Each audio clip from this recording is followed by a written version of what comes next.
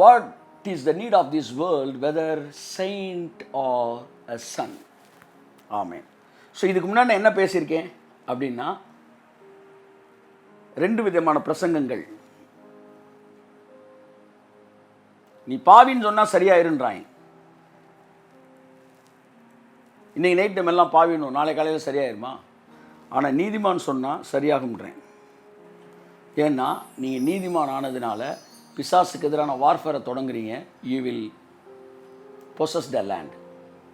இங்கே ஏன் டிலே ஆகுது, என்ன ஆகுது என்பது எல்லாவற்றையும் நீங்கள் நம்ம பார்க்க போகிறோம். கர்த்தர் உங்களை ஆசீர்வதிப்பார். ஸோ செயின்ட்டு சன்னு, இது ரெண்டையும் நீங்கள் புரிஞ்சுக்கிட்டீங்கன்னா இன்றைக்கி உலகத்துக்கு என்ன தேவை அப்படின்றத நீங்கள் பார்க்கலாம். ஒரு விஷயத்தை நீங்கள் நல்லா புரிஞ்சுக்கணும். ஒரு சன்னாக இருந்தால் அப்போ செயின்ட்டாக இருக்க வேண்டாமா? என் கிளாஸ்மேட்டும் ஒரு ஆன்சர் அனுப்பிச்சிருந்தான். தேவை செயின்ட்டாக சன்னான்னா போத் அப்படின்னா. நீ ஸ்கூலில் எப்படி ஆன்சர் பண்ணி அப்படியே தான் இப்பவும் பண்ணுற. சூஸ் த பெஸ்ட்டுன்னா ஒன்றைத்தான் நீ வந்து சூஸ் பண்ணணும். ரெண்டையும் எழுதி வைக்க முடியுமா? ஸ்கூலில் தான் சூஸ் த பெஸ்ட்டு எல்லாத்தையும் எழுதி வச்சிங்க. அப்புறம் எறும்பை பிடிச்சி விட்டீங்க, அது போய் எங்கே நிற்குதோ அதை எழுதுனீங்க. இப்படி இதை காசை சுண்டி விட்டு எங்கே வந்து விழுகுதோ அதை எழுதுனீங்க ஏபிசியில். இங்கேயும் வந்து போத்துன்றிய ஏதாச்சும் ஒன்று சொல்லு. செயின்ட்டு மேலே அவங்களுக்கு அவ்வளோ அட்ராக்ஷன், ஆனால் செயின்ட்டாக இருக்க மாட்டாங்க. அது ரொம்ப முக்கியம்.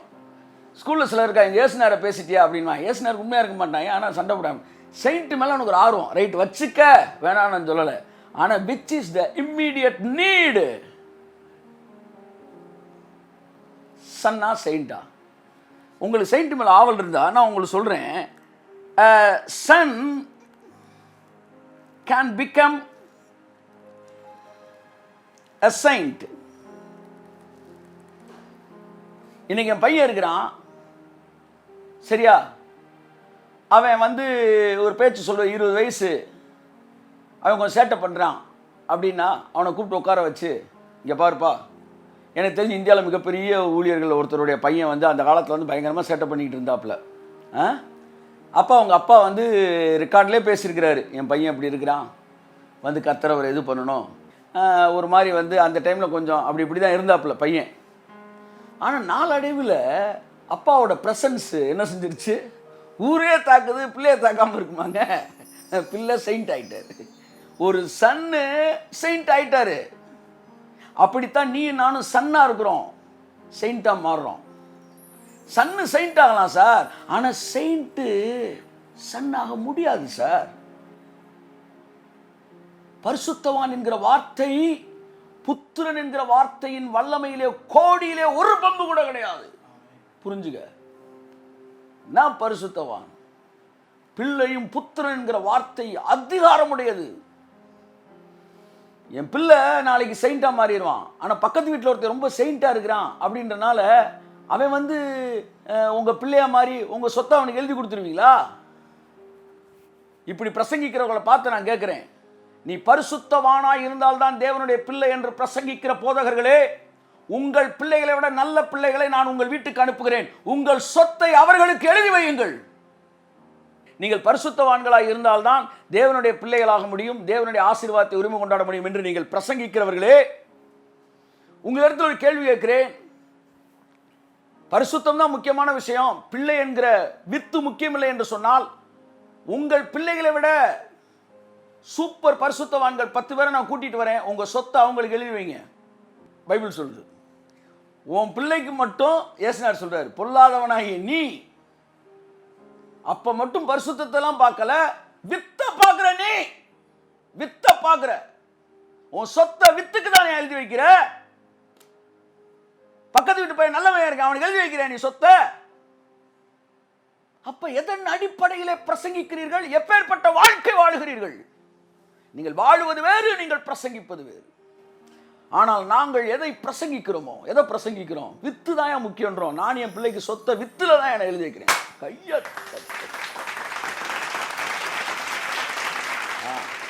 நீங்க இனிமே உங்க சொத்தை நல்ல வேலைக்கு எழுதி வைக்கணும். நீங்க வட இந்தியாவில் இருந்தாலும் சரி, தென் இந்தியாவிலும் சரி, உங்க பையன் நல்ல பையனா, உங்க பையனோட நல்ல பையனை நான் கூட்டு வரேன் சார், நான் கூட்டு வரேன் சார். உங்க பையனோட நல்ல பையன், உங்க ஒட்டுமொத்த ஊழியத்தின் சொத்தையும் அவர்களுக்கு எழுதி வையுங்கள். முடியாதுல, அங்க வித்து தானே முக்கியமா இருக்கு. அப்படித்தான் பிதாவாகிய தேவனும் வித்துக்கு தான் முதலிடம் கொடுக்கிறார். ஆமென். பரிசுத்தவான் என்ற வார்த்தை புத்திரன் என்ற வார்த்தைக்கு பக்கத்திலே நிற்க முடியாது.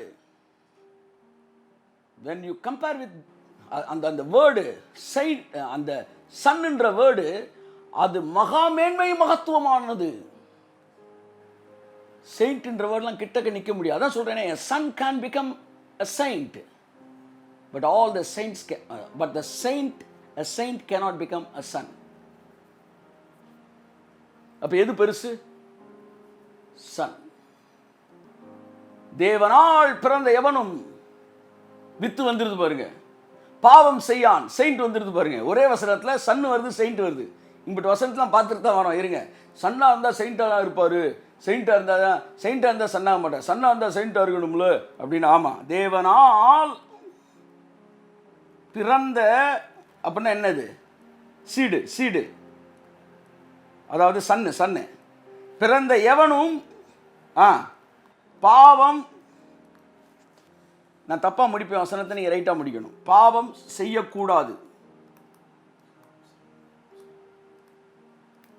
தேவனால் பிறந்த எவனும் பாவம் செய்யக்கூடாது. வசந்த சரியா முடிங்க. தேவனால் பிறந்த எவனும் பாவம் செய்யக்கூடாது. தேவனால் பிறந்த எவனும் பாவம் செய்யான். பாவம் செய்யான். செய்யக்கூடாதல்ல, செய்யான். செய்யக்கூடாதுக்கும் செய்யான் என்பதற்கு என்ன வித்தியாசம்? ஷால் நாட்டுக்கும் வில் நாட்டுக்கு என்ன வித்தியாசம்? செய்யக்கூடாது என்றால் அது பிரமாணம், செய்ய மாட்டான் என்றால் அது வாக்குத்தத்தம். கையத்தட்டுவர்கள் ஆமென். தேவனால் பிறந்த எவனும் பாவம் செய்யான் என்பது ஒரு வாக்குத்தத்தம். அந்த வாக்குத்தத்தம் நம்மள்ட்ட நிறைவேறும். யாருக்கு நிறைவேறும்னா, தேவனால பிறந்தவன்ட்ட பாவம் செய்ய மாட்டான்ற வாக்குத்தத்தம் நிறைவேறும். கையத்தட்டுங்க சார், கையத்தட்டுங்க. ஆமென், ஆமென். அப்ப if you are a son of God, you will become a saint என்றது it's a promise. It will be fulfilled spontaneously. நாயாய் பிறந்த எவனும் குறைப்பான். எங்க ஊர்ல மிமிக்ரி பண்றதே நாய் மாதிரியே குலைப்பான். அதுக்கான நாய் ஆயிட முடியுமா? குலைக்கிறவங்களாம் நாயாக முடியாது, ஆனால் நாயெல்லாம் குலைக்கும். ஸோ இப்போ இந்த செயின்ட்ன்றது தேவையே இல்லை அப்படின்னு நான் பேசலை. சன்ஷிப்புக்குள்ள செயின்ட் இருக்கு, ஹோலினஸ் இருக்கு. இது தேவையில்லைன்னு சொல்லலை. சன் அப்படின்றதுக்குள்ள இந்த செயின்ட்ன்றது 100 ஆசீர்வாதத்தில் ஒரு ஆசீர்வாதம் அப்படின்னு சொல்கிறேன் என் அன்புக்குரியவர்களே. ஸோ சன்ஷிப் அதான் ரொம்ப முக்கியம். Don't be deviated towards the so called என்ன, இந்த செயின்ஸு, அந்த கிரியைகளை சரி செய்வது, இது போன்ற காரியங்கள். ஒரு வசனத்தை வாசிப்போம். 1 யோவான் 3:9. தேவனால் பிறந்த எவனும் பாவம் செய்யான், ஏனெனில் அவருடைய வித்து அவனுக்குள் தரித்திருக்கிறது. பாருங்க, தேவனால் பிறந்த எவனும் பாவம் செய்யான், வாக்குத்தத்தம். அடுத்து தொடர்ந்து ஏனெனில் அவருடைய வித்து அவனுக்குள் தரித்திருக்கிறது. செய்ய மாட்டான்.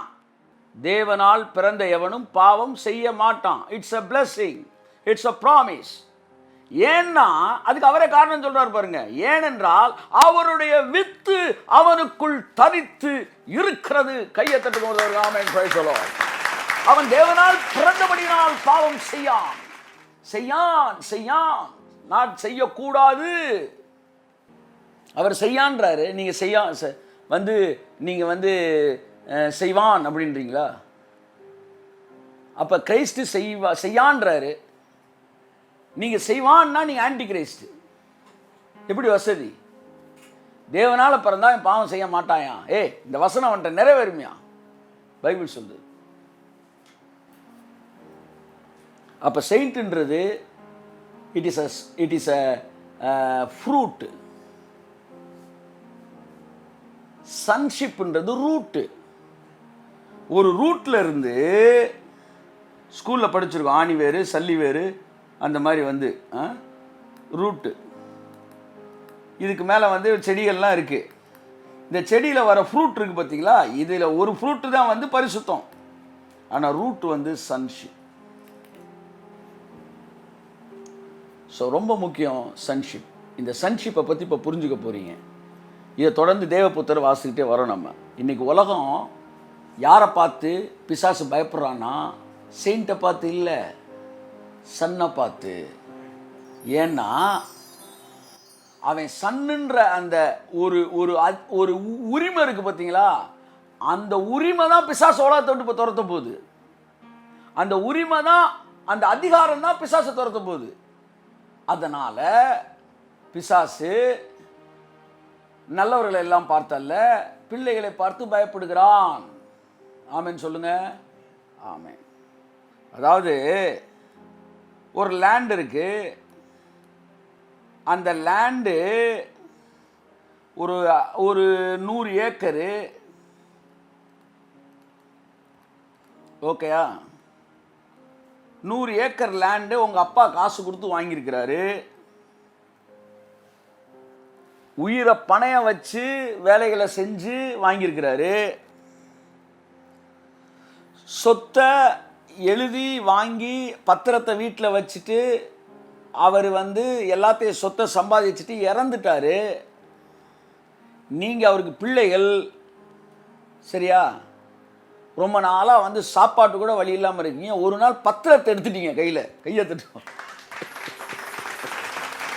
ஒரு நாள் பத்திரத்தை பார்த்துட்டீங்க, இன்னும் அது 100 ஏக்கர் வாங்கியிருக்கிறாரு அப்படின்ட்டு நேராக அந்த லேண்டுக்கு போனால் அங்கே ஒரு அசுத்தாவி ஒரு ஸ்டார் ஹோட்டலில் கட்டி இல்லாட்டி ஏதோ ஒன்று அங்கனக்குள்ளே ஒரு இட்லி கடையை போட்டு ஏதோ ஒன்று பண்ணிக்கிட்டு இருக்கிறாங்க. வேற ஒருத்தன் உரிமை இல்லாத, உரிமையானவன் செய்யலாம், எதை வேணாலும் செய்யலாம், உரிமை இல்லாத செஞ்சுக்கிட்டு இருக்கான். நீங்கள் போன உடனே சொல்கிறீங்க, சார் நான் அவரோட பிள்ளை சார், இந்த லேண்டு எங்கள் லேண்டு சார், நீங்கள் வெளியே போகணும் சார் அப்படின்னு ஒன்று. எப்படி நீ பிள்ளை அப்படின்னா நீங்கள் சொல்கிறீங்க, நான் இவரோட பிள்ளை, என்னுடைய பர்த் சர்டிஃபிகேட், என் சர்டிஃபிகேட் எல்லாத்துலேயும் ஒரு பேர் இருக்குது, நான் எல்லாமே இதன் அடிப்படையில் நான் பிள்ளைன்னு சொல்கிறீங்க.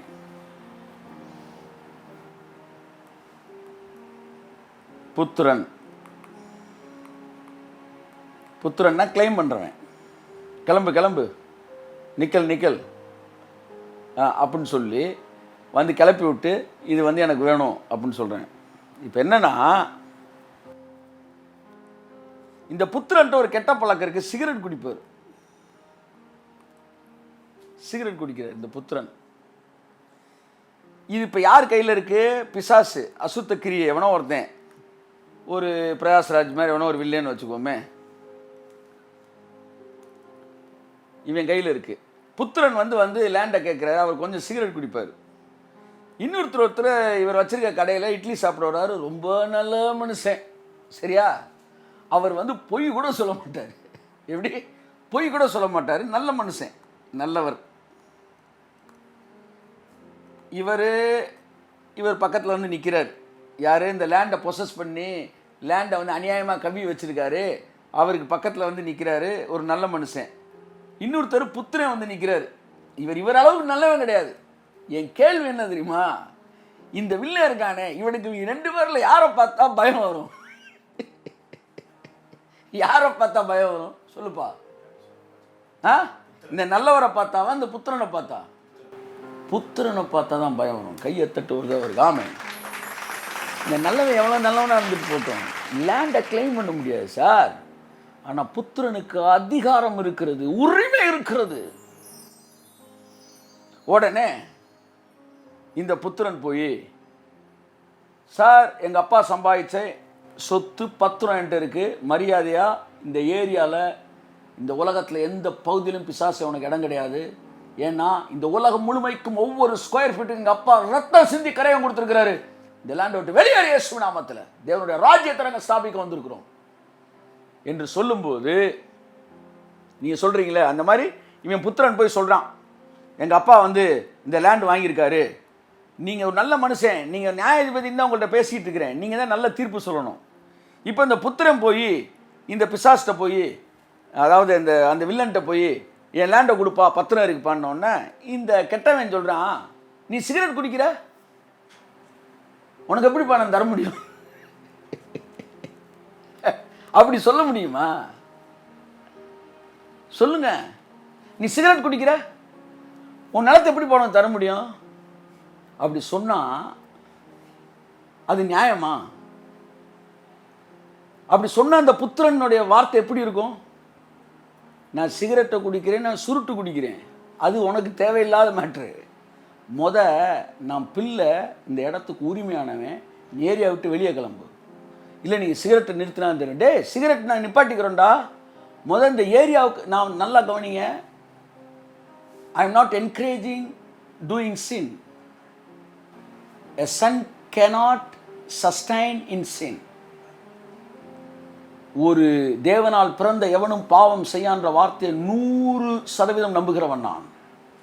அதனால தான் டிரான்ஸ்ஃபார்மேஷனை பற்றி பேசிகிட்டு இருக்கிறேன். கேரக்டர் டிரான்ஸ்ஃபார்மேஷன் போன வட்டம் கப்புள்ஸ் மீட்டில் மன்னிப்பை பற்றி இதெல்லாம் பேசிகிட்டு இருக்கிறோம்.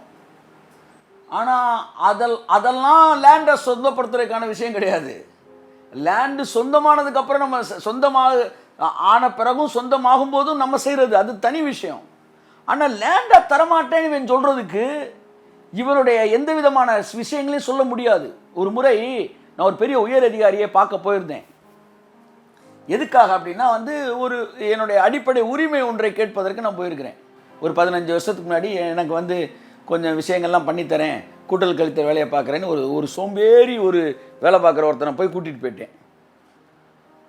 அந்த ஆள் கூப்பிட்டு போயிருக்காரு. அந்த உயர் அதிகாரிகிட்ட என்ன செய்யணும், என்னோடய அடிப்படை உரிமையை நான் ப்ரெசென்ட் பண்ணி கேட்கணும். அது என்ன, இந்த உயர் அதிகாரி பேரை சொல்ல வரும்ல, இது அந்த என்ன உரிமைன்னு சொல்ல வரும்ல. இப்போ எப்படி இந்த ஆதார் கார்டு, இந்த ரேஷன் கார்டு, இந்த மாதிரி விஷயங்கள் மாதிரி நான் என்னுடைய பேசிக் உரிமையை பேசுகிறேன். இதெல்லாம் பண்ணிக்கிட்டு இருக்கேன், நீ தரணும்னு கேட்க போகிறேன்.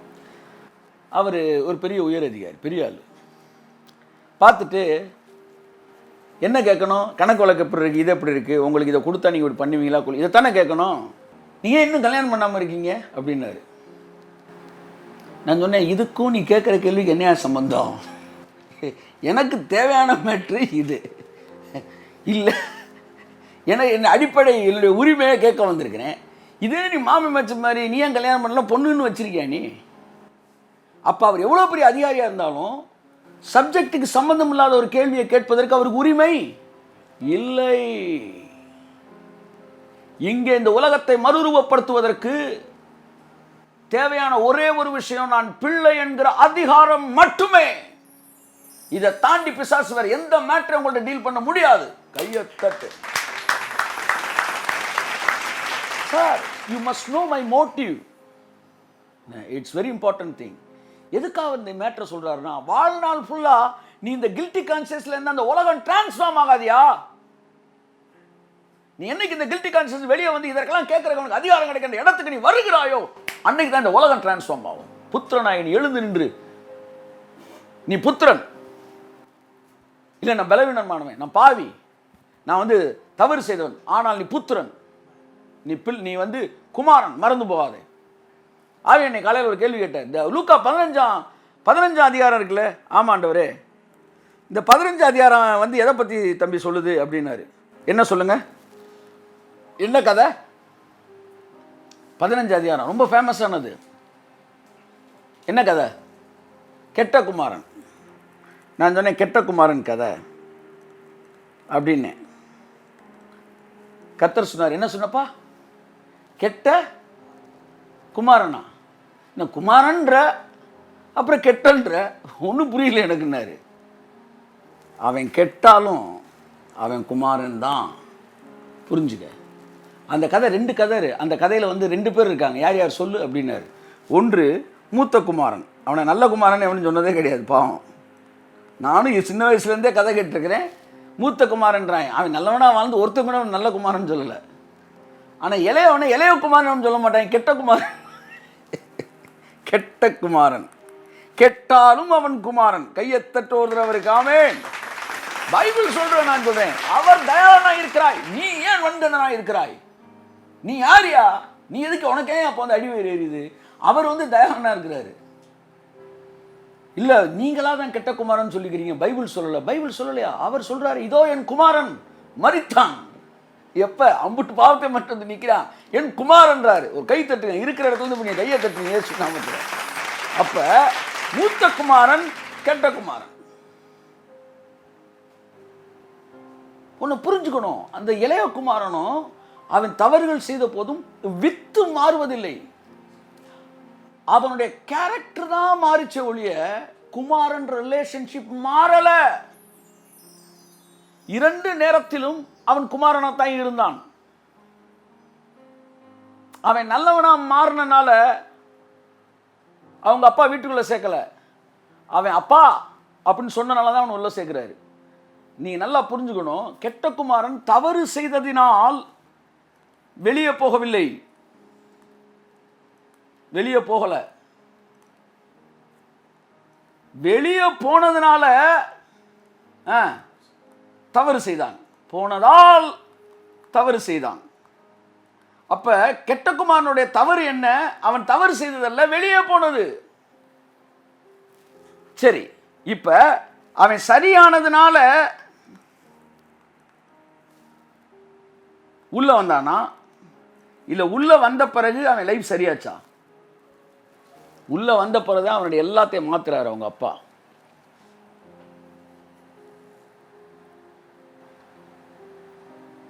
இது ஒரு பெரிய சப்ஜெக்டே கிடையாதுங்க. உங்களுக்கும் உங்கள் பிள்ளைக்கு இருக்கிற உறவை புரிஞ்சுக்கிட்டு எதன் அடிப்படையில் அவனை ஆசீர்வதிக்கிறீங்க, எதன் அடிப்படையில் அவனை வந்து உரிமை கொண்டாட வைக்கிறீங்க, எதன் அடிப்படையில் அவன் அதிகாரத்தை கையில் எடுக்கிறான், எதன் அடிப்படையிலலாம் புரிஞ்சுக்கிட்டீங்கனாலே அன்பை அறிந்தவன் தேவனை அறிவான். இந்த பிரசங்கம் பண்ணுறவங்கள பாதி பேர் இந்த மாதிரி வந்து வந்து செயின்ட்ன்றவன்லாம் பிள்ளையை வேறு மாதிரி ஹேண்டில் பண்ணுறாங்க சார். ஆமாம் சார், நாங்கள் அப்போ இருந்தே எச்சரித்தோம்ல. என்னத்தை எச்சரிச்சோம்? வந்து எச்சரித்தோம்னா உன் பிள்ளைய வந்து நீ வந்து பரிசுத்தத்தின் அடிப்படையில் வந்து நீ வந்து சொத்து எழுதி வைக்கிற, உறவின் அடிப்படையில் தானே.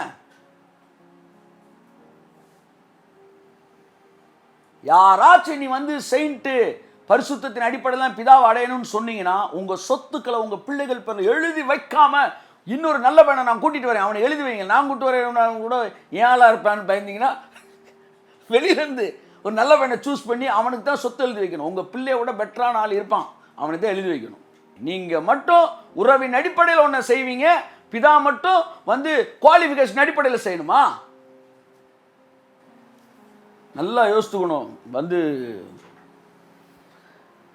இது வந்து கேட்டுட்டு கேட்காத மாதிரி நடிச்சுக்கிட்டு இருந்தீங்கன்னா வந்து நல்லா இருக்காது. அது வந்து நல்லா கேட்டிருக்கீங்கன்றத நீங்கள் வந்து உங்களையே நீங்கள் ஆராய்ந்து உய்த்து நோக்க வேண்டும். நாங்கள் பரிசுத்தவான்கள் என்று பேசவில்லை, ஆனால் தேவனுடைய புத்திரர்களாக இருக்கிறவர்கள் பரிசுத்தவான்களாய் மாறுகிறார்கள் என்று நாங்கள் பேசுகிறோம். ஸோ இந்த உலகத்தை டிரான்ஸ்ஃபார்ம் பண்ணுறதுக்கு அதான் பேச வரேன். இன்னைக்கு உலகம் முழுதும் பிசாசு வந்து தலைவிரிச்சு ஆடிட்டு இருக்கான். ஏன் தெரியுமா? நீ புத்திரத்துவத்தை புரிஞ்சுக்கிறாம இருக்கிற மகனே. என்றைக்கு நீ புத்திரத்துவத்தை நீ புரிந்து கொள்கிறாய், இந்த உலகத்தை உன்னால் மாற்ற முடியும். திரும்ப திரும்ப திரும்ப திரும்ப திரும்ப 10 கட்டிலே பேசுகிறோம், அதைச்சி அதை இதைச்சி அது இப்படி பண்ணாத அப்படி பண்ணாத வந்து இது எல்லாம் நம்ம செய்யணும், இல்லைன்னு நான் சொல்லலை. ஆனால் அதன் அடிப்படையில் பிசாசு போக மாட்டேன்னு நம்மள்ட்ட டிமாண்ட் பண்ண முடியாது. அதை சொல்ல வரேன். சொன்ன மாதிரி இந்த லேண்டை பொசஸ் பண்ணவே, தம்பி நீங்கள் சிகரெட்டை விட்டுட்டு வாங்க, இந்த லேண்டை தரேன்னா, அட பர்றா வேற நீ யாருப்பா? நீ முதல் எதுக்குப்பா வந்த? விலை கொடுத்து வாங்கினதை நீ எப்படிப்பா நீ இது பண்ண போச்சு? இல்லை நீங்கள் இதெல்லாம் விட்டுட்டீங்கன்னா உங்களுக்கு தந்துடுறேன். ரொம்ப என் மேலே நீ ரொம்ப நம்ம வந்து என்னவா இருக்க, கேர் எடுக்கிற, ரொம்ப நல்லது, கர்த்தர் ஆசீர்வதிப்பார், எல்லாத்தையும் சரி பண்ணிடுவோம். முதல் நீ ஏரியா விட்டு கிளம்பு.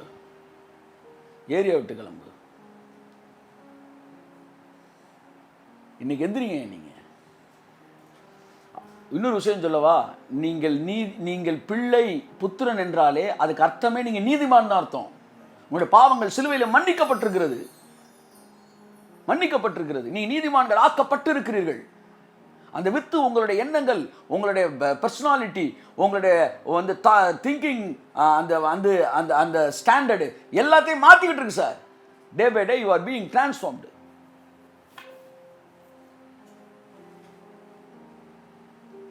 இருக்கீங்களா? கர்த்தர் உங்களை ஆசீர்வதிப்பார்.